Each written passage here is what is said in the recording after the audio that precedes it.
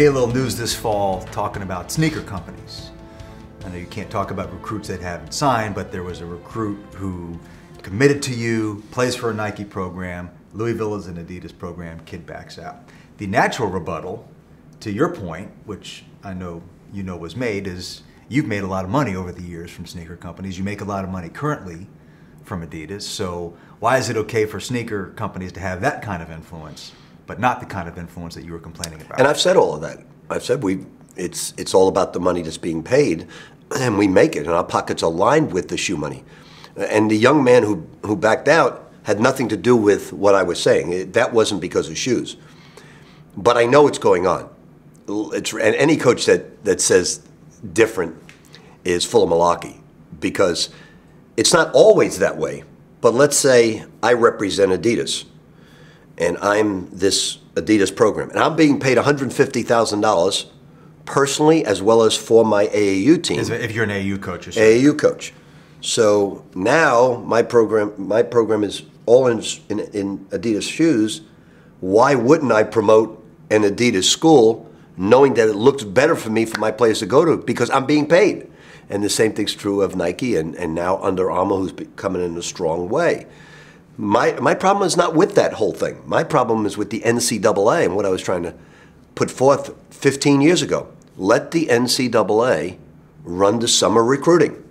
They run a LeBron camp or this camp, Adidas Nation or whatever it may be. Let the NCAA run it in 3 different weeks: East Coast, Mid-East, Midwest, and West. And then we go to it. The NCAA teaches all the players and all the coaches the rules of recruiting while it's educating. And then we go and show up. So there are no clandestine meetings.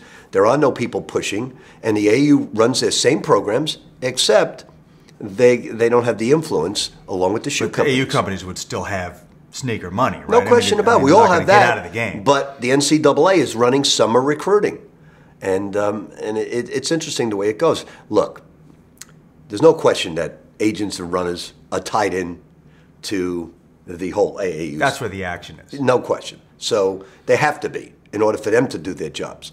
So we need to stop certain things happening along those lines. Now, there are a lot of great AAU programs that totally do it the right way. But then there are runners and agents involved in every situation. And anytime they're involved in 5% of them, some things go wrong. And, you know, we don't have a tremendous police force out there. We know that. You can't hire so many people. So why not the NCAA run the summers and then bring in the coaches and educate everybody along the way? And then we show up there and then we watch and we evaluate. And you have 3 weeks of the summer where the NCAA runs the recruiting sites. Fair to say that this area of recruiting is the part that's changed the most since you got in the last 5 years. Now, unfortunately, it's taken just in the last few years, you're saying? Yeah, we're going to have an unbelievable recruiting class this year. Maybe #1 in the nation, because I finally got smart. You know, it took me a while to realize the transition that's happened in the last 5 years in who I go after. So now if I understand a kid is aligned with a shoe company, feels very strong about that, I go somewhere else. And there's enough players to go around to make us all happy. Are these mostly Adidas kids coming in? They are non-committal to shoes. Always have to ask, is he Adidas kid, is he a Nike kid? Now Under Armour, as you mentioned, is the... And the interesting thing is when they go pro, they lose their loyalty to all those shoes. It's about, who's going to pay me the most money? Funny how that works. Yeah.